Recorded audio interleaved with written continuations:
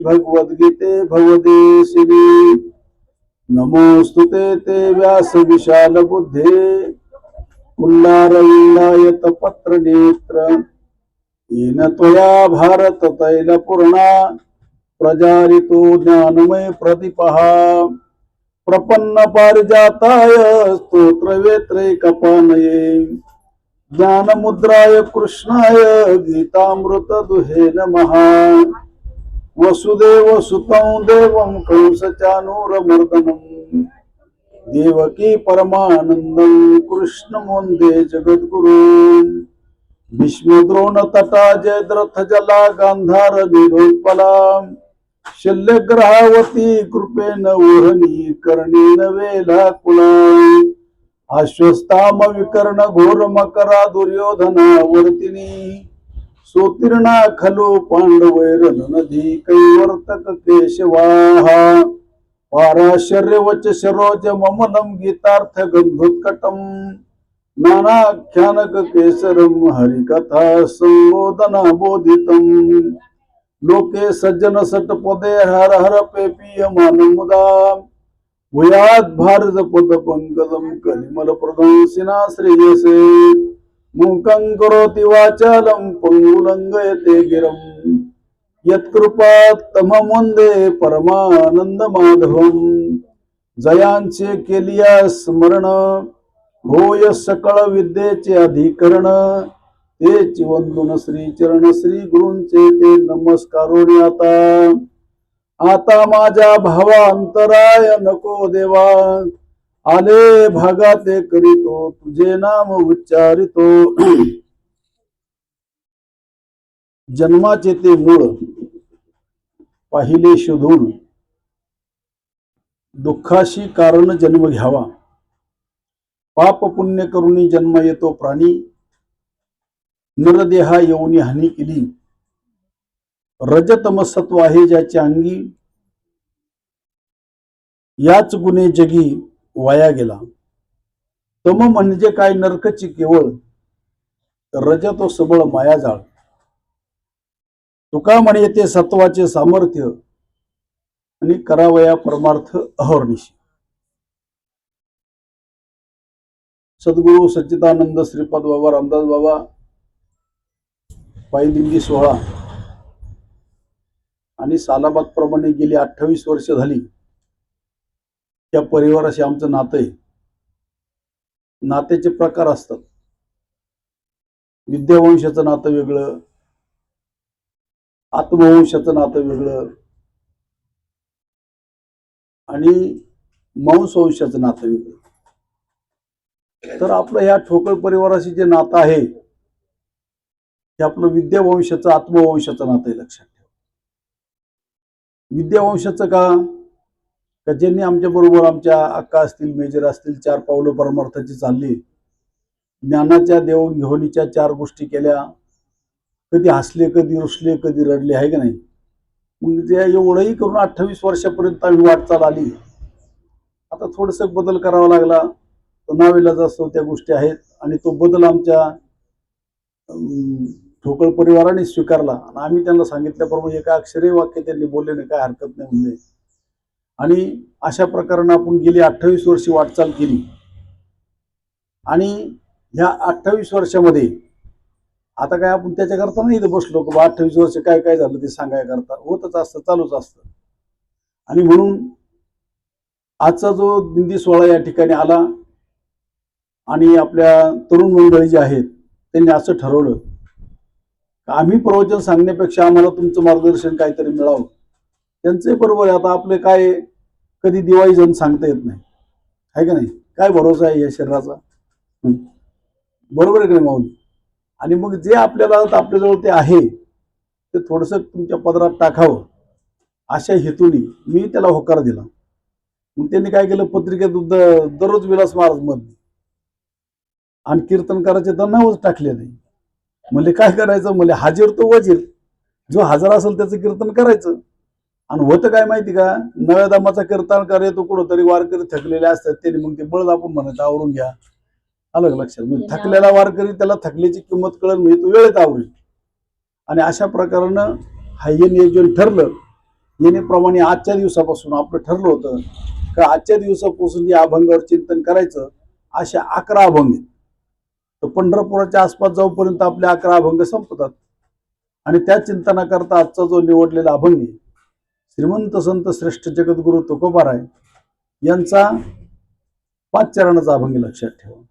आता हे 5 चरणाचा अभंग सोडायचा म्हटल्यानंतर याला कमीत कमी किती वेळ लागेल हे सांगता येत नाही. तुम्ही जर बसवलं तर घागर मी सागर बी बसू शकता, नाही तर सागरा एवढं बोलू शकता. काय वाणू आता नपुरी हे वाणी मस्तक चरणी, याला बोलण्याकरता आपली वाणीच पूर्ण करू शकत नाही. आणि अशा प्रकारचा जो अभंग आहे, तर तुकोबाराय या अभंगाच्या द्वारा बरं का, आता या ठिकाणी बरीच मंडळी आपले विठ्ठल माऊली आहेत, म्हणजे गुंजाळ सर आले त्या ठिकाणी, येणार काल येऊ राहिले. आणि आमचे पांडुरंग महाराज, त्याचप्रमाणे आमचे माळी महाराज, एकनाथ महाराज, आमचे गोडशे भाऊ, प्रतीक महाराज अडसरे, आमची सुरेखाताई, सुरभीताई, ही माणसं चिंतन करणारी माणसे, गुरुग्रहीचं चिंतन म्हणजे करणारी माणसे. आणि त्यांच्याकरता त्यांच्या बुद्धीला चारा मिळालाच पाहिजे. नुसत्या देवादेवाच्या गोष्टी सांगून काही कार्यक्रम भागत नसतो. देवदेव ऐकून देव करून शिनले माझे, लोक शिनलेत देव करून करून, पण मनाचं काही समाधान व्हायला तयार नाही. आणि खऱ्या अर्थाने समाधान व्हायला पाहिजे, आलं लक्षात. आणि ते समाधान मात्र कुठं होईल, तर संतासवे वसता, योगज्ञानी पैसता, गुरुचरण उपासिता वैराग्याची. संतासवे वसता म्हणजे आता श्रीपाद बाबा, रामदास बाबा चाललेत पंढरपूरला, आणि त्यांच्याबरोबर जर आपण आलो आणि ते आपल्या बरोबर आहेत यात संशय नाही. आणि म्हणून त्यांच्या समवेत आपण चालल्यानंतर आपल्याला काहीतरी थोडं, म्हणजे असा अर्थ असा नाही समजायचा का मध्य महाराजांनी लय काहीतरी बहारीचं वर्णन केलं, हे समजायचं काही कारण नाही. याचं कसं कारण आहे, या त्या महात्म्याला तुमच्याकडून काय मधून घ्यायचं हे तुमच्या हातात नाही. ह्या यंत्राकडून आपल्याला काय काम करू, यंत्राच्या हातात आहे का? यंत्र आपण चालू तसं चालल ना, तसं हे सुद्धा एक यंत्र आहे. ह्या यंत्रातून काय आवाज बाहेर काढायचा हे त्या महात्म्याच्या हातात आहे, लक्षात ठेवा. उदाहरणार्थ ही जी वायर आहे, या वायर त्या करंटची वाहक आहे का उत्पादक आहे? वाहक आहे, उत्पादक. ह्या करंटचं उत्पादक कोण आहे? याच्या जो रियाचा करंट जो येतो, हा करंट कोणी येतो? त्याचं स्वतंत्र खाते तिथं तयार होत असतं, ती यंत्रणा आहे. तशी ही सुद्धा यंत्रणा कुठे आहे माहिती का तुम्हाला? होय, बुद्धीचा जनिता कोण आहे? पुढं काय आहे? लक्ष्मीचा पती. लक्ष्मीचा पती त्या बुद्धीचा जनक आहे, म्हणजे भगवान परमात्मा त्या बुद्धीचा जनिता आहे. मग तो काय तुम्हाला बोलायला हवी? मग तुमच्या मुखातून चांगलं वाईट काढायचं कोणाच्या हातात आहे? म्हणून तर आम्ही हात जोडून देवाला म्हणतो, दुर्बुद्धी ते मना कदा नुपुजवणार आहे ना. आम्हाला दुर्गती निर्माण होऊ देऊ नको. आणि त्याच्याकरता आम्हाला सत्संगामध्ये यायचे. आणि सत्संग कशा करता करायचा आहे, तर अरे करू बरं करू नाही गुणाला त्याला मी काय करू, याच्या करता नाही करायचं. सत्संग केवळ अशा करता करायचा आहे, काही मी उद्धार पावेन, आहे का नाही? काही कृपा करील नारायण, ऐशे तुम्ही सांगा संत जन, करा समाधान चित्त माझे. परमार्थामध्ये समाधान नावाची गोष्ट झाली पाहिजे. सुख सुद्धा नको आम्हाला, कारण सुख जे मिळालं ना, तर कदाचित ते सुखाला नाश आहे. सुख मिळालं ते सुख आता आहे उद्या नाहीये. 50,000 हजाराचा टीव्ही आणला, किती वेळ सुख आहे? नाही नाही, घडीभर तेवढ्या पुरतं पेढे वाटण्यापुरता आनंद येतो. 2 दिवस गेले का त्याचा विसरच पडतो माणसाला. एखादी कोणती गोष्ट किती करा तुम्ही, एखादं कोटी रुपये खर्च करून लग्न केलं, त्याचा आनंद किती? 4-2 दिवस गेल्यावर बस मिटलं, त्याचा विषय संपला. तसा हा जो आनंद आहे, आम्हाला आनंदही नको, सुखही नको, आणि तुमचं दुःखही नको, पापही नको आणि पुण्यही नको. हे जे अभंग महाराजांनी केलेत, हे पाप पुण्यातीत झाल्यानंतर तुकोबारा म्हणतात, सुखही नको आणि दुःखही नाही, सुख दुःख समान सकळ जीवांचा कृपाळ, ज्ञानाचा उजबोध भक्ती प्रेमाचा कल्लोळ, धन्य जगी तोच एक हरी रंगीनाचे. त्याचे हे उद्गार आहेत. कसं गेलं हे सगळं बरं का? त्याचे उद्गार आहेत. काय उद्गार आहेत? महाराज म्हणतात, जन्माचे ते मूळ पाहिले शोधून. मी त्याचं संशोधन केलं. आता त्यांचं संशोधन त्यांनी केलं, विचार आपण करायचा आहे. आता मी तुम्हाला असं विचारतो, तुम्ही जन्माला आलात ही गोष्ट खरी का खोटी? होय पांडुरंग महाराज माऊली बरोबर आहे का? याला शहाणपण म्हणते. तुम्ही खुशाल म्हणता मी जन्माला आलो. अरे मग हे सूर्य उगवतो मावळतोय, खरं आहे काय? खोटं आहे तर तुम्ही कसं काय म्हणता आज सूर्य उगवला, उद्या मावळा केला, उद्या आजचा दिवस उद्याचा दिवस? ह्या जमिनीचा गुंठा जो तयार केला, एकर तयार केलं, हे तुम्ही केलं का एकर पहिल्याची? अरे ती जमीनच आहे, गुंठा एकर तुम्ही निर्माण केलंय, संकोचित तुम्ही बनवलंय. त्याप्रमाणे महाराज म्हणतात बाबा, जसं जन्माचे ते मूळ मी शोधून पाहिलं, तर जन्माचं मूळ शोधलं तर ज्या वेळेस तुम्ही आता काय म्हणला आम्ही जन्माला आलो ही गोष्ट खरी आहे, ते दुःखाचं कारण आहे. जन्माचे ते मूळ पाहिले शोधून पाहिलं तर मी जन्माला आलो हे दुःख आहे. तुम्ही मुळात जन्माला येतच नसतात. न जायते म्रियते कदाचन. जसं ज्याप्रमाणे सूर्य उगवतही नाही आणि सूर्य मावळतही नाही. सूर्याचं उगवणं आणि मावळणं हे व्यावहारिक दृष्ट्या बरोबर आहे बरं का, चांगलं लक्ष देऊन ऐका तुम्ही. सूर्याचं उगवणं आणि मावळणं हे कोणाच्या दृष्टीने आहे? आपल्या अज्ञानाच्या दृष्टीने. पण तत्वाच्या दृष्टीने जर पाहिलं तर बऱ्याच गोष्टी अशा आहेत, तुमच्या लक्षात आणून देतो बरं का. तर बऱ्याच गोष्टी अशा आहेत का ते आपण बोलतो कहते हैं लेकिन करते नाही, मुख के बडे लबाड, काला मुख हो जाएगा साई के दरबार. सूर्य उगवतोय नाही, सूर्य मावळतही नाही. मला सांगा सूर्य कुठे नाही? सूर्य मावळत नाही, मग सूर्य कुठे नाही? तर ह्या पृथ्वी तलावर आपल्याकडे जरी अंधार पडला, होय, सूर्याचं प्रतिबिंब डबक्यात पडलं, मग डबका आटल्यावर ते नाचलं काय? मग लक्षात घ्या, हे सूर्य शरीर म्हणजे डबके, त्या डबकेमध्ये आता त्याचं प्रतिबिंब आहे का नाही? त्या आत्म्याचं प्रतिबिंब तुमच्या देहात पडलेलं आहे, बुद्धीमध्ये प्रतिबिंब त्याचं पडले, आणि ते प्रतिबिंब तुमचं शरीर नसल्यानंतर ते प्रतिबिंब त्याच्यातून नष्ट होत असत. चला पुढे चला. त्याचं प्रतिबिंब समुद्रात कायम आहे का तुमच्या डबक्यात कायम आहे? मग तुम्ही समुद्र व्हावा का डबकं व्हावा? चला पुढे ना. दुःखाचे ते मूळ पाहिले शोधून, जन्माचे ते मूळ पाहिले शोधून. होय पांडुभाऊ, आता मला सांगा मीठ कशापासून निर्माण झालं? पाण्यापासून. बरं मोती पाण्यापासून झालं बरोबर. मला सांगा मोत्याची किंमत ज्यादा का मिठाची किंमत ज्यादा? मोत्याची किंमत ज्यादा. म्हणजे जे ताईट म्हणजे जे अहंकाराला चढलंय त्याची किंमत जास्त आहे. आता तुम्हाला आपल्याला सुद्धा अहंकारच झालेला आहे, म्हणून आपण घ्या स्तराला आलो. आता हे कीर्तन केसरी, गज केसरी, होय, महाराज बुवा, होय, आम्ही अंधदाते, आम्ही असे आम्ही तसे. आता कोण काय तर कोण काय पाहून घ्या ते सगळं. मोती मोलाशी चढले, मोत्याला काय आलं? मोल आलं. आणि त्या मोत्यांनी काय केलं? मोती मोलाशी चढले ते वनिते नाची गुंतले. वनिता म्हणजे सांगता येईल का तुम्हाला? वनिता म्हणजे नथीत अडकलं. कोण? हे मोती जे आहे कुठं अडकलं? नथीत. आणि त्या बाईला झालं पडस. असा शांबडाचा गटका नाकातून बाहेर आला आणि सगळा मोती त्या शांबडात बुडाला. कशात बुडाला?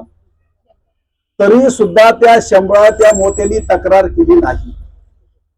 मोती मोलाशी चढले ते वनिते माझी गुंतले, आणि शांबडा जरी अडकलं तरी त्याला खेच नाही. तसं हे मोलाला चढलेली जी मंडळी आहेत, मग ती व्यवहारातली असो परमार्थातली असो.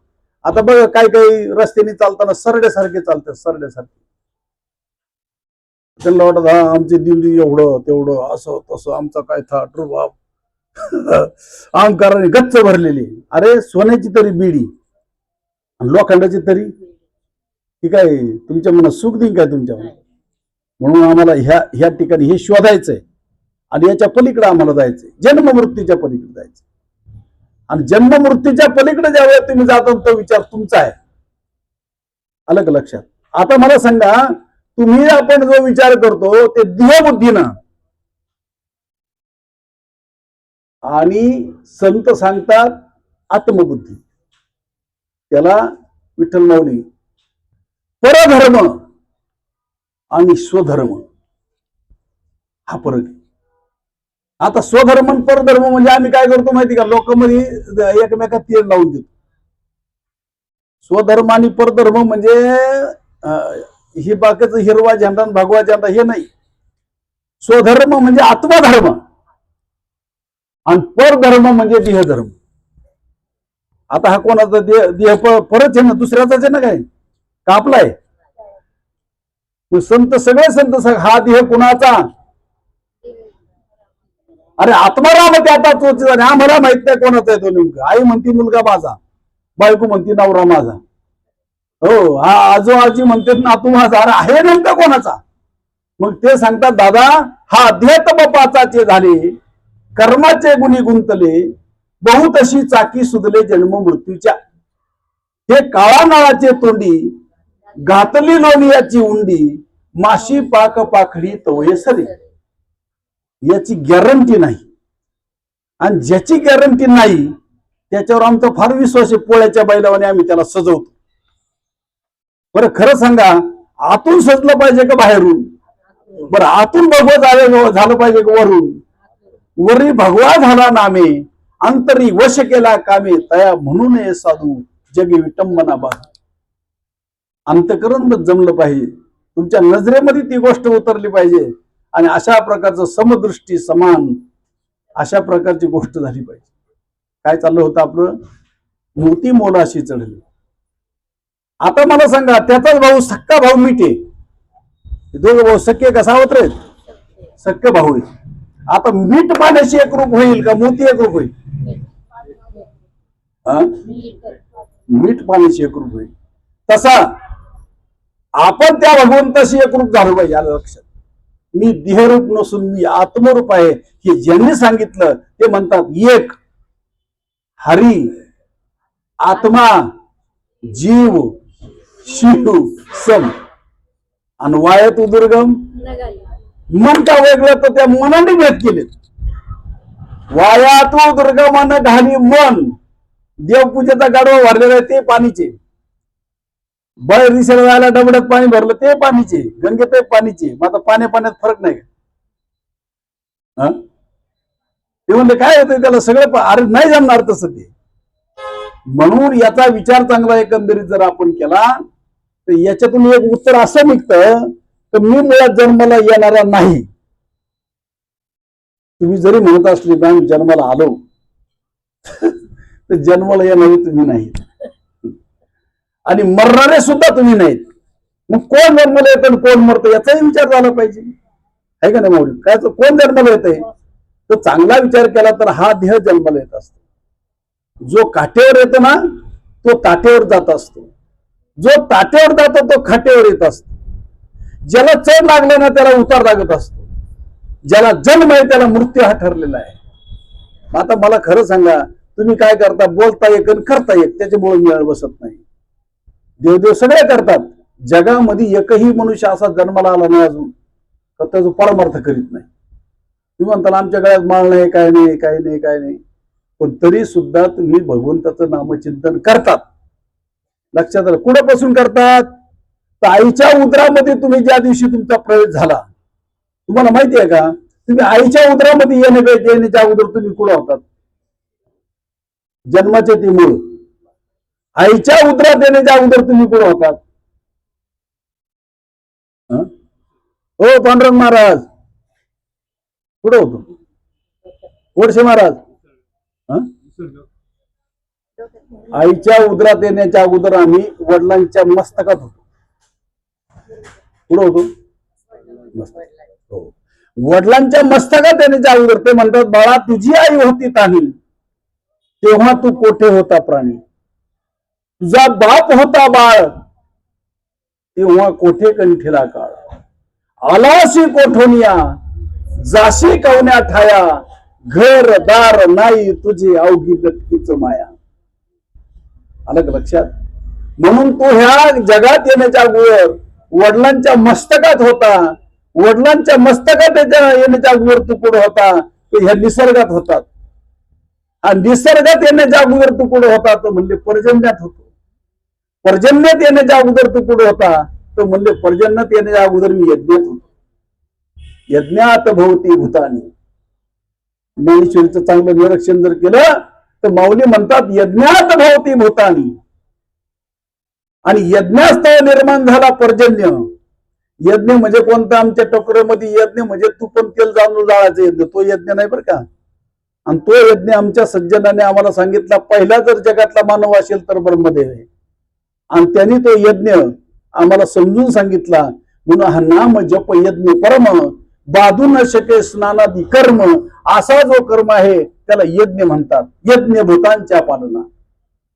मग पंचभूतात्मक बनलेलं जे शरीर आहे ते यज्ञात होतं. यज्ञाचं रूपांतर पर्जन्यात झालं, यज्ञातून तो पर्जन्यात आला, पर्जन्याचं रूपांतर अन्नात झालं, अन्नाचं रूपांतर अमांशात झालं, अमांशाचं रूपांतर जे आहे ते रक्तात झालं, रक्ताचं रूपांतर आता ती पाहून घ्या तुम्ही कसं आहे ते. डॉक्टर भाषेत सांगायचं जर झालं तर कसं कसं काय वर्गीकरण झालं ते तुम्ही तुमचं पाहून घ्यायचं. आणि याच्याकरता अभ्यास करायचा, वाचन करायचं, चिंतन करायचं.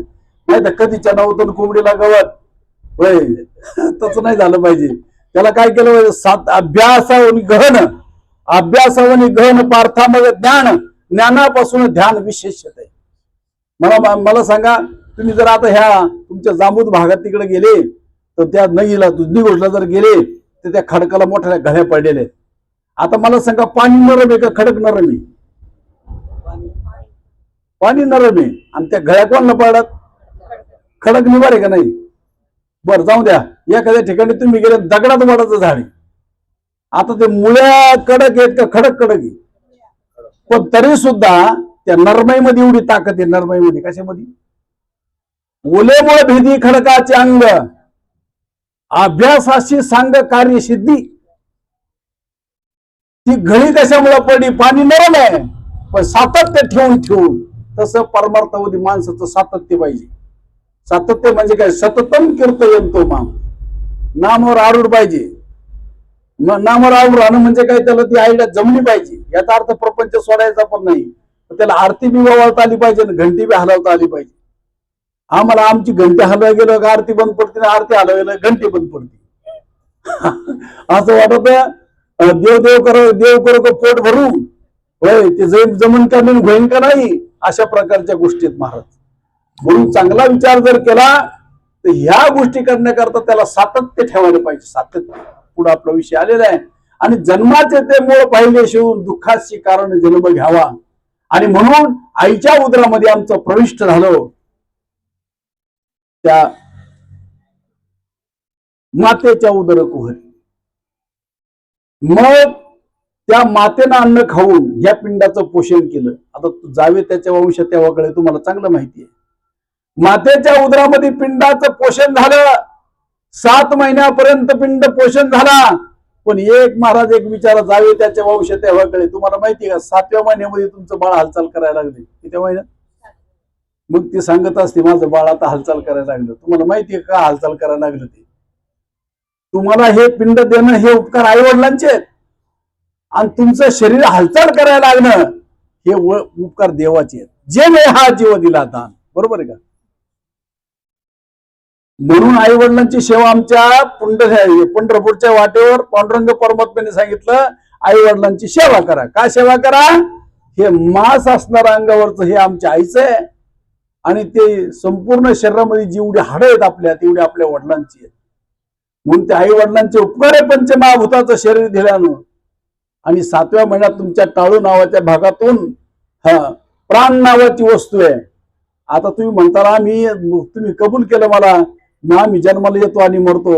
पण चांगला विचार जर केला, तुमच्या शरीरामधून जाताना प्राण जातो का आत्मा जातो? हा, आत्मा जातही नाही, आत्मा येत नाही. प्राण कोणाचा आहे? तुमचा प्राण आहे का तुम्ही प्राण आहेत? अहो, श्वास तुमचा आहे का तुम्ही श्वास आहेत? मग तुम्ही कोण आहेत मग? अरे श्वास घेणारे तुम्ही आहेत. कोण घेत? मीच हलवल्या प्राणू हले. मी हलवले. अरे मी घेतला तर प्राण होईल ना. मी मी मी हा जो मी आहे ना, मी म्हणजे आत्मवस्तू. मी म्हणजे हा देह, हा सडका कुचका गोरा गोमटा काळा नकटा देह मी नाही. मी म्हणजे आत्मवस्तू. मग मी काय करतो? मी हलवल्या प्राणू हले. तो प्राण आम्हाला भगवंतांनी दिला म्हणून तर आम्ही हात जोडून म्हणतो, देवा जेने हा जीव दिला दान, तयाचे करणे चिंतन. जगत जीवन नारायण हे चिंतन तरी करायची काय गरज पडली? पण चिंतन तर तुम्ही पहिलंच करीत होता आईच्या उदरामध्ये. पण चिंतन करायची गरज का पडली? विस्मरण झालं म्हणून स्मरण आहे. धरणी वायू लागता स्मरण विसरे तत्वता, ओळखू लागे माता पिता कुहुम कुहुमाई साधे. हे भगवंताचे उपकार आहे. हे शरीर आपल्याला पोषण केलं, आई वडिलांचे उपकार आहेत. आता आपल्याला तिकडे जायचं नाही, आपल्याला मूळ शोधायचं.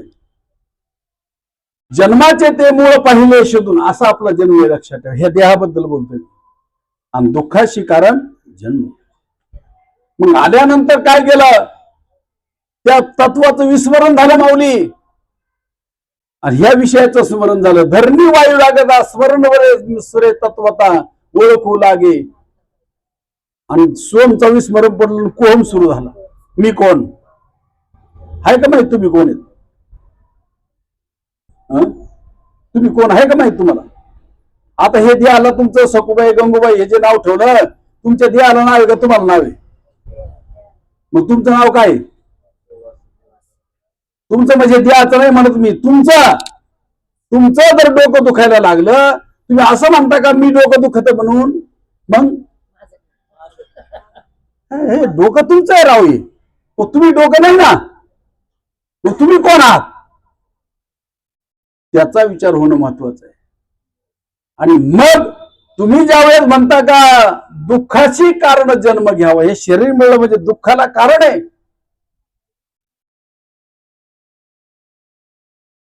जन्माचे ते मूळ पाहिले शोधून, दुःखाची कारण जन्म घ्यावा. आता आले तुम्ही जन्मावर पुन्हा. मी देह म्हणता ब्रह्महत्या कोटी, आणि येऊन या पाठी फक्त गैरसमज झालेला आहे, दुसरं काहीच झालं नाही. उदाहरण सांगतो. राजाची लाडकी मुलगी, राणीची एकुलती एक, आणि राजा शिकारीला गेलाय. आणि पोरीने काय केलं? राजाचे कपडे अंगावर घातले आणि राजवाड्यामध्ये दांडपट्टा खेळते. काय ते सगळे खेळ खेळले, अंगावर कपडे घातले, राजबिंड पोरग तयार झालं. आणि थकल्यानंतर बर का, पहिले आता ह्या असे पडदे येत, पहिले तसे पडत चिकाची पडदे होते. पहिले चिकाची घरात राजराजे बनले असे चिकाचे पडदे असे. आणि अशा प्रकारे थकल्यानंतर ते काय, कपडे अंगावर तसेच ठेवून ती पोरगी कुठं झोपली? राणीच्या अंगावर हात टाकून, आईच्या शेजारी मस्त झोपली अगदी. आता जेव्हा राजा आला शिकारीहून, बर का, चांगला आहे का, राजा शिकारून आल्यानंतर राजाने चिकाच्या पडद्यातून पाहिलं. आता पडद्यातून काही एवढं व्यवस्थित दिसत असतं का? पण राणीच्या शेजारी कोणीतरी परपुरुष हात टाकून झोपलेला आहे. एवढंच राजाने पाहिलं, आणि राजा काय झाला? नर्वस झालाय. तो म्हणला आता हिचं पहिलं शिरकांड करायचं, दुसरं बाकीचं काहीच नाही. काय करायचं? शिरकांड करायचं. पण राजा जो असतो ना, तो काय करतो? ते कोणतीही गोष्ट करताना प्रधान हुशार असतो. आजही असंच आहे. मंत्री हुशार आहे का सचिव हुशार आहे? होय. मग ते म्हणजे सचिवाचा म्हणजे प्रधानाचा सल्ला घ्यावा. मग त्यांनी सांगितलं, प्रधान जी अशी अशी गोष्ट आहे, काय करायचं? ते म्हणले, तुम्ही तर एक दिवस द्या मला. मग प्रधानाने चौकशी केली. म्हणजे राणी साहेब, काल तुमच्याजवळ कोण झोपलं होतं? ते म्हणजे आमची लाडकी मुलगी. ते नाही नाही कोणीतरी परपूर. ते म्हणे अहो कसं काय परपूर. ते म्हणे ती खेळता खेळता अंगावर राजाचे कपडे घातले आणि ती थकली तशी हात टाकून आणि मग राजाचा गैरसमज दूर केला. तुमचीच मुलगी असे असे कपडे घालून, तसा आपला गैरसमज झालेला आहे. काय गैरसमज झाला, हे पंचमहाभूताचं लक्षण आपण घेतलंय. काय घेतलंय, आणि हे पंचमहाभूताचं जे आहे हे परख शरीर आपल्याला समजून घ्यायचं. आता दुसरं उदाहरण देतो. एक गुरुजी होता, गुरुजी बरं का, विठ्ठल माऊली नगरचा गुरुजी. त्या गुरुजीला लागलं येड. आता ते येडाच्या भरात रेल्वेत बसून कुठे गेलं, नगरला याला गेलं, संभाजीनगरला. कुठे गेलं, कोण कोण गेलं,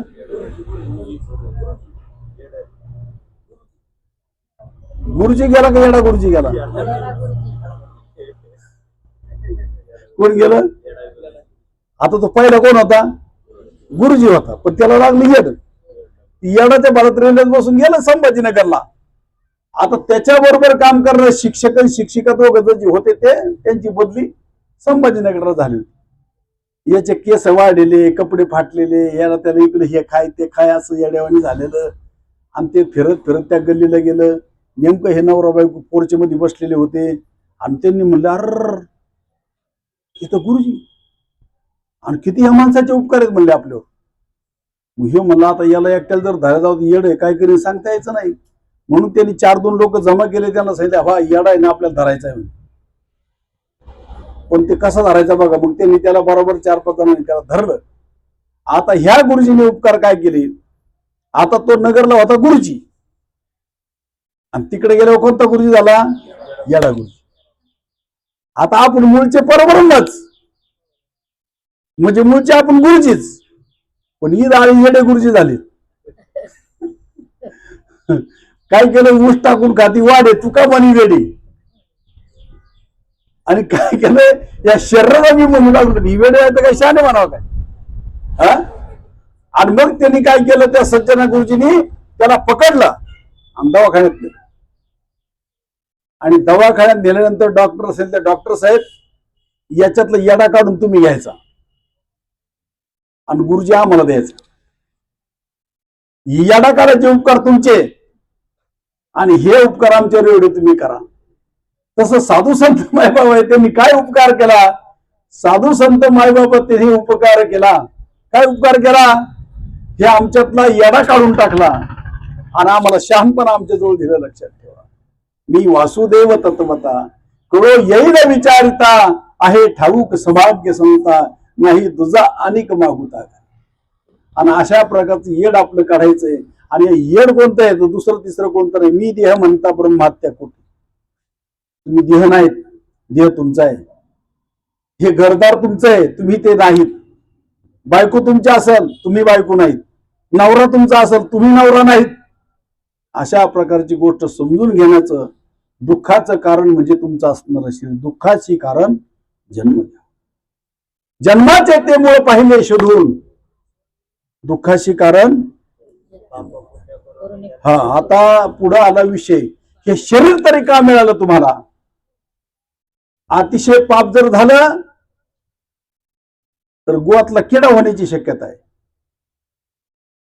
माऊली म्हणतात, पोळे पंक्तीचे किडे काय चिळशे घेती, जळीची जळचरले जळीची रमती. मग अशा प्रकारचं अतिशय पाप जर असलं तिर्यक योनी प्राप्त होईल. अतिशय पुण्याचं प्रमाण तयार झालं, स्वर्ग लोकात देव होण्याची शक्यता होईल, पुण्य राहत. माऊली त्याचं वर्णन करताना सांगते, मग तया पुण्याची पावटी सरे, सगळ्याची इंद्रपणाची उटी उतरे, येऊ लागती माघारी मूर्ती लोका. पुढं अतिशय पुण्य झालं तर स्वर्ग लोक, अतिशय पापाचं प्रमाण झालं तर तिर्यक योनी. आता आपल्याला विस्तार भयास तो बोलायचा नाही, तुमच्या लक्षात आलंय सगळं, कारण बहुश्रुत असल्यामुळे लक्षात येतं. आणि त्याच्यामध्ये असणार पाप आणि पुण्य समान कर्म जर जोडलं तर मनुष्य. अत्यंत योगायोगाने आपली ती गोष्ट घडलेली आहे. पण आपल्याला काय केलं, आपण ही गोष्ट आपल्याला मिळाली, मनुष्य जन्म मिळाला, पण त्याचं महत्वच कळालं नाही. ते महत्व कोणाला कळालं, स्वर्गीचे आम्हाला इच्छिता ती देवा, मृत्यूलोकी व्हावा जन्म. कशा करता हो? नारायण नामे होऊ जीवन मुक्त. आता नारायण नाम बरेच भ्रम आहेत लोकांचा, चांगल्या चांगल्या महाराज लोकांचा सुद्धा भ्रमिष्टपणा आहे हो माऊली. आता काय सांग, वाईट वाटतंय, पण मग काय करावं माहिती का? इतकं वाईट वाटतं, इतकं वाईट वाटतं, कारण ले 10 ह्या झाडावर 10 कावळे बसलेत आणि त्याच्यात एकच कुकीळ आहे. आवाज कोणाचा चांगला सांगा बरं तुम्ही? होय. एका झाडावर 10 कावळे बसलेत आणि त्या 10 कावळ्यामध्ये एकच कुकीळ आहे. आवाज कोणा चांगला? पांडुरंग महाराज. कस काय येड झाले तुम्ही? त्या 10 कावळ्यांनी जर कोर्टात फिर्याद केली, भेसूर आवडती, निकाल कोणाच्या बाजूनी? कावळ्यांच्या बाजूने निकाल लागेल. तसं तुम्ही किती वराडे नाम, याच्यावर आवरण आणणारी मंडळी, कारण हे ज्ञानोबाचे दुश्मन आहेत. तुम्ही म्हणताल कसं काय? रामायणातलं उदाहरण द्यावं लागेल. रामप्रभूच्या दारामध्ये त्या टायमाला अशी पद्धत होती, सगळ्यांना समान न्याय होता. रामप्रभूच्या दारामध्ये भिक्षा मागण्याकरता ब्राह्मण आला आणि कुत्र बी आलं. पण त्या ब्राह्मणाला असं वाटलं, हे माय सगळं फिरवतंय, बाई सकू सकू नको असं करू बाई तू, बर का? ऐका, नंतर बोल, त्याला नंतर बोलू आपण. एकांतात बोलू म्हणून. आमची सकू दिंडी झाली म्हणजे आम्हाला किती आनंद झाला माहिती का? सकूची किती दिवसाची भेटत नव्हती आमची. खूप चांगली माणसं. आणि चला विषयांतर होईल. काय काय म्हणतो तुम्ही? हा, भिक्षा मागण्याकरता विठ्ठल माऊली दारात आले आणि त्या ब्राह्मणाला असं वाटलं, अरे काय राव, मला मिळायची भिक्षा, याच्यात हे वाटे करीत. त्या ब्राह्मणाला असा राग आला का नाही त्या कुत्र्याचा, त्याने ठोका आणला त्याच्या डोक्यात. ते डोकंच फुटलं, ते बळा बळा बळा बळा रक्त व्हायला लागलं. आणि मग ते इतकं चिडलं, ते म्हणे, अरे काय तुझ्या रामप्रभू सत्यमध्ये काय न्याय आहे म्हणलं हे. आणि मग ते कुत्र काय कुठं गेलं? रामप्रभूच्या दारामध्ये गेलं भिक्षा मागण्याकरता, दारातच राहिलं. तू संताद्वारी कुत्रा झालं, भुंकत भुंकत वारा आलं. आणि अशा प्रकारचं त्या दारामध्ये राहिलं. आणि मग रामप्रभूला जाणीव व्हायची, अरे कोणतरी लक्ष्मणा, कोणतरी आपल्याकडे आलोय रे. लक्ष्मण आपला काय करायचं? आपलं बी असायची लक्षात नस, आपण ध्यानावर नसलेले लक्ष्मण. जो लक्ष्मण आहे तो मन आपलं थाऱ्यावर ज्याचं नाही तो लक्ष्मण नाही. पण त्यांनी निरीक्षण केल्यानंतर तो प्रभू कोण नाही, अरे असं नाही होत, मला जाणीव होती म्हणले. आणि मग रामप्रभूंनी सिंहासन सोडलं, स्वतः त्या गेटला आल्यानंतर त्या कुत्र्याच्या डोक्यातून रक्त वाहत होतं. आणि मग त्याला विचारलं, का रे बाळा, काय झालं काय असं? ते निष्कारण त्या ब्राह्मणाने माझ्या डोक्यामध्ये स्वतः मारला. माझा काही गुन्हा नसताना मी त्याचं काही केलं नाही, काही केलं. मग त्या ब्राह्मणाला बोलून घेतलं. आता गो ब्राह्मण पतिपालक असणारा राजा रामचंद्र त्यांनी सांगितलं, आता ह्या ब्राह्मणाला मी काय शिक्षा करू? प्रश्न पडणार आम्हाला बी. मग रामाने त्या कुत्र्याला विचारलं, म्हणजे याला शिक्षा काय करू तू सांग. मग रामायणातला पुरावा माझ्याकडे, त्याशिवाय मी बोलत नाही. मी पुरावा आणलाय काढून. आणि मग याला काय शिक्षा करू? आता कुत्रा म्हणून शिक्षा देणार मी कोण? त्याला रामप्रभूने म्हणलं, आत येतो, मला मी श्वान येते, मी तुमच्या आत येऊ शकत नाही. 7 द्वार आहेत रामाकडे जायची. पण आम्हाला रामही कळणार, एक राम दशरथ का बेटा, एक राम घट घट में बैठा, एक राम का सकल पसारा, एक राम सब चेन्यारा. 7 दरवाजे ओलांडायचे आपल्याला. तुमच्या ह्या कातळ्याला किती पडते? आम्ही वरच्यावर चाललोय आमचं ऑपरेशन. ते 7 पडते छेदन कधी करायचे? आम्ही 7 दरवाजे आहेत रामाकडे जायला. 7 दरवाजे आहेत. आणि मग ते म्हणे, मी आत येऊ शकत नाही, स्वानी येतील. मग त्यांनी सांगितलं, तू जे सांगशील ती शिक्षा करतोय. त्यांनी सांगितलं, फक्त याला मठाधिपती बनव. म्हणे, कोण बनव? ब्राह्मण म्हणजे भटजी बद्दल नाही बोलत, ह्या व्यासपीठावरच्या महाराजाबद्दल बोलते. हे ब्राह्मण आहे, पण यांना शाप आहे. काय शाप आहे? मठाधिपत्याची बुद्धी. धन धान्य स्नेह समृद्धी त्याने जीवात्मा त्रिशुद्धी नाडीला जा. याला शाप येतो. ज्यांचे ज्यांचे मठ आहेत ना ते खरंच शापित आहेत महाराज. ते जीवात्माचे त्यांचा सुद्धा उद्धार होण्याकरता त्यांना मठाधिपती बनवलं. लक्षात ठेवा. काय विषय चालला होता आपण? मूळ विषय काय चालला होता? कुणीकडे तरी चाललो आपण. पाप पुण्य करून जन्म येतो प्राणी.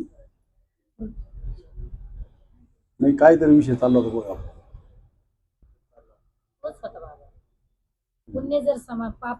पाप पुण्य समान समी तेच पावीचे कर्मभूमी. पण हा विषय कोणी बनवला? रामप्रभूचा. हा हे ज्ञानोबाचे दुश्मन हे राम झाला. हे भजन मार्गीचे मांग मारकजी. हे भजन मार्गातले जे काम क्रोध लोभ मत मत्सर दंभ अहंकार हे तुमच्या मनात महाराजांमध्ये नाही काय? महाराज काय शुकाचार्याचा अवतार आहे काय? त्याचा काम गेला नाही, त्याचा क्रोध गेला नाही, त्याला द्वेष गेला नाही, त्याचा मत्सर गेला नाही. सगळे खचाखच भरलेले आहेत. आणि जर गेला असता तर त्यांनी संग्रह केला नसता. संग्रह केला नसता. करू नये संग्रह. बरं का? परमार्थामध्ये काय करावं? परमार्थाच्या दृष्टीने परमार्थ करावं आणि व्यवहाराच्या दृष्टीने व्यवहार करावा. व्यवहाराच्या जागी व्यवहार बरोबर आहे आणि परमार्थाच्या जागी परमार्थ बरोबर आहे. आता मला सांगा, तुम्हाला जे पडलेलं स्वप्न, स्वप्न खरं का खोटं आहे? खोटं आहे. मग ते स्वप्न तुम्ही पाहिलं का नाही? कोणी पाहिलं? स्वप्न में जागे कोण? स्वप्न कोण जागे होतं? तुम्ही जागे होता. तुम्ही ते स्वप्न पाहिले. तो स्वप्न खरं आहे का खोटं आहे? आता मला असं स्वप्न पडलं रात्री, बरं का प्रतीक, मी मेजरच्या इथं आल्यानंतर प्रवचन झाल्यावर तुम्ही सगळे मिळून मला 50,000 रुपये जमा करून देणार. ना मला असं स्वप्न पडलं रात्री. आता स्वप्न खरं का खोटं? जाऊन दे. आता अजून पुढे चला. स्वप्नामध्ये ताण लागली, उशाला गाडवा भरेल. तो गाडवा खरा आहे का स्वप्नातलं पाणी खरं आहे? गाडवा खरा आहे, पण पाणी स्वप्नातलं प्यावं लागेल का गाडव्यातलं? स्वप्नामध्ये आपल्याला स्वप्नातच पाणी पाहिजे. व्यवहाराच्या जागी व्यवहार बरोबर आहे आणि परमार्थाच्या जागी परमार्थ बरोबर आहे. पण आम्ही काय करतो? परमार्थ व्यवहारात बसायला पाहतो, व्यवहार परमार्थात बसायला पाहतो. कधीच होणार नाही. त्याचा आणि याचा काडीचा सुद्धा संबंध नाही. उदाहरण सांगतो. तुमचं भारतीय नाणं 1 रुपयाचं नाणं आहे. त्या नाण्याच्या एका बाजूने छापा आणि दुसऱ्या बाजूने काटा आहे. काट्याने कधी छापा पाहिला नाही, छाप्याने कधी काटा पाहिलेला नाही. पण दोघांशिवाय चॉकलेट सहज मिळत नाही. तसं हे संसार बी करावा लागेल, छापा बी करावा लागेल, काटा बी करावा लागेल. छापा काट्याशिवाय ही गोष्ट चालणार नाही. आणि म्हणून तो व्यवहार जो आहे तो फक्त जीवन जगण्याकरता व्यवहार आहे. पण जीवन जगण्याकरता तो व्यवहार आहे आणि जीवन जगण्यानंतर प्रपंच आणि परमार्थ दोन्हीला बरोबर घेऊन चालायचंय.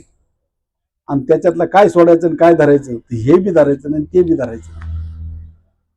अशा प्रकारची गोष्ट आहे. मी ह्या पाप पुण्यातीत आम्ही होणार आहेत ही गोष्ट समजून घ्यायची, लक्षात ठेवा. आणि म्हणून पाप पुण्य करून जन्म येतो प्राणी शरीर.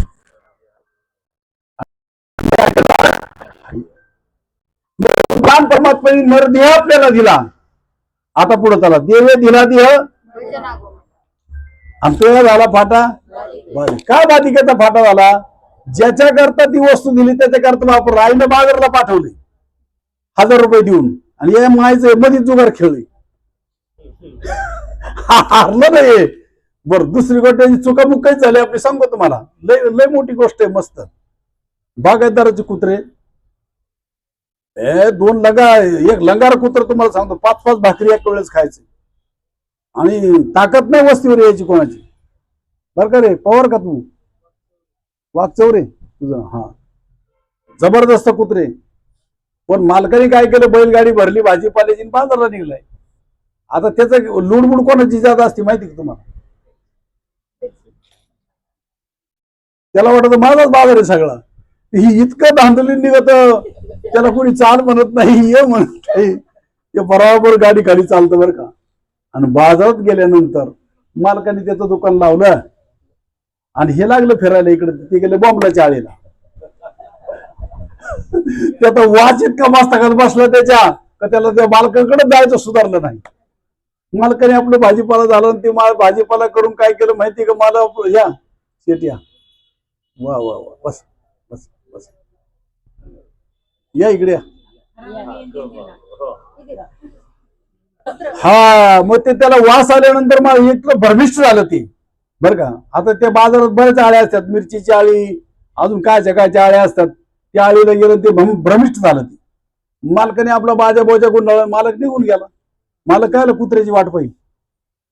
सगळ्याचा सौदा होतो, पण कुत्र्याचा सौदा होतो काय. यात इंग्लिश कुत्र्याचा होईल तर भाग वेगळा, पण हे कुत्र भ्रमिष्ट झालं आणि त्याला जायचं सुधारणा. पण जेव्हा ते शुद्धीवर आलं का, तिथून लांब आलं जरा, अर आपला भ्रमिष्टपणा असंच झालेला आहे. आणि मग ते टाळ्यावर आल्यानंतर ते काय म्हणतात, अरे आपला मालक, तिथं गेलं तर मालकाचा तपास नाही. मग त्याच्या एक लक्षात आहे, आपल्याला मालकाकडे जायचं, एवढंच त्याचं ध्येय. पण तुम्हाला एक माहिती आहे, कुत्र्याचा असा नेहमी, ह्या गल्लीतलं कुत्र जरी त्या गल्लीत गेलं तर त्या गल्लीतले अख्खे कुत्रे मिळून त्याला म्हणतात, गुर्र, इकडं काय तुझं काम आहे, इकडं तू कशाला आला. पण त्यांचं एक शास्त्र असे, जोपर्यंत शेपूट आत घालीत नाही तोपर्यंत ते भुकायचं सोडीत. हे नम्र झाला होता त्याने कोंडीले अनंता. हे कुत्र काय करतं तो म्हणतात, यांच्या नादी जर लागलं, आता तसं पाहिलं तर यांच्या बरगड्या उघड्या पडलेल्या तरी ते ताणू भुकत येत. आता हे जर खरंच बिघाडत तर 2-4 जणांचा भुगा करून टाकील. पण याच्या डोक्यात काय, मला आता मालकाकडे जायचंय, यांच्या नादी लागायला नाही पाहिजे. मग ते काय करतं, शेपूट दडपित आणि मग ते कुत्रे बाजूला जाता याचा प्रवास सुरू होतो. असं करत करत करत ते मालकापर्यंत पोहोचत असतं. तसं आपलं बी असं झालं, आपण एक भ्रमिष्ट झालो आणि नको त्या गोष्टीच्या नादी लागून, नको त्या पंक्तीला येऊन कुठे नादी लागतो. आता आपलं संशोधन करायचं. आपण कुठे नादी लागतो, काही खायच्या नादी लागतात, काही प्यायच्या नादी लागतात, काही बोलायच्या नादी लागतात, काही कायच्या काही कायच्या. आणि हे नादी लागलेली जी मंडळी आहेत ती तिथपर्यंत पोहोचू शकत नाही. झडझडून वाहिला नेट हे भक्तीचे वाटे लाग. मग त्याच्यामध्ये रज आला, तम आला, सत्व आलं, 3 गुण आले. 3 गुणानंतर पुन्हा विषय आले, शब्द, स्पर्श, रूप, रस, गंध. आता शब्दाच्या नादी कोण लागलं, हरिण. ते पारदेने बिन वाजवत आणि ते जाळ्यामध्ये गुतत. ते म्हणतो गुत, मला कापून काय, पण बिन वाजायची बंद करू. इतके विषयाच्या आत गेलं ते शब्द. स्पर्श विषयामध्ये हत्ती गेला, खंदक तयार केला आणि पुठ्याची हत्तीन तयार केली. आणि ती हत्ती धरणारे काय करतात, ते गेल्यानंतर मग त्याला हत्तीसारखा एवढा बळवान, पण त्याला सुद्धा त्या सरकशीमध्ये येऊन त्याला पूजा काय करायला लावत्यात, त्याला तरा काय करायला लावत्यात. अशा प्रकारचा स्पर्शामध्ये तो गुंतला. शब्द, स्पर्श, रूप.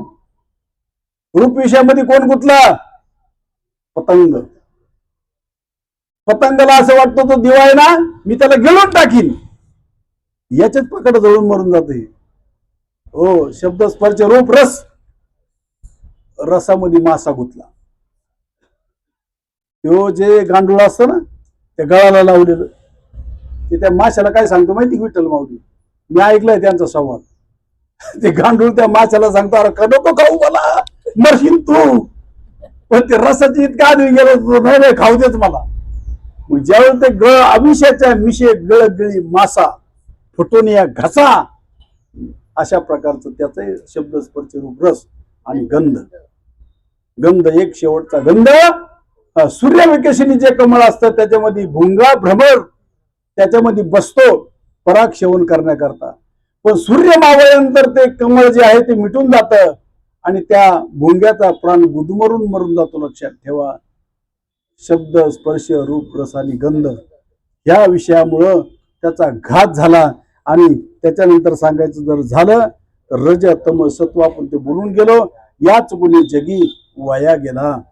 तम म्हणजे काय, नरक. तमोगुणी माणसं पाहिले का तुम्ही, कसं खात्यात, कसं राहत्यात, काही बी करतात. तम.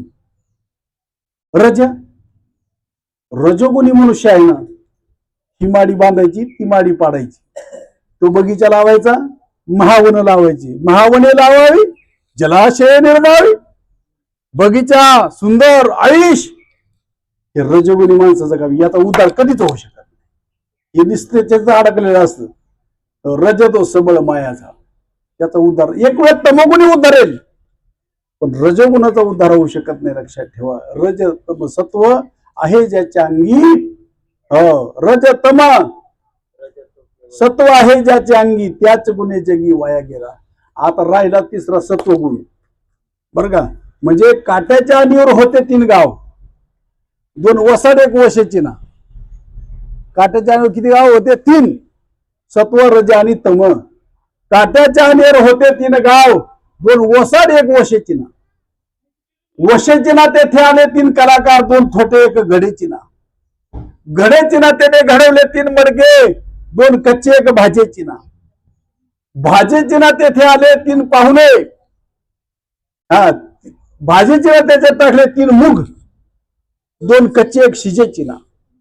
शिजेची ना तेथे आले 3 पाहुणे, 2 उपाशी 1 जेवेची ना.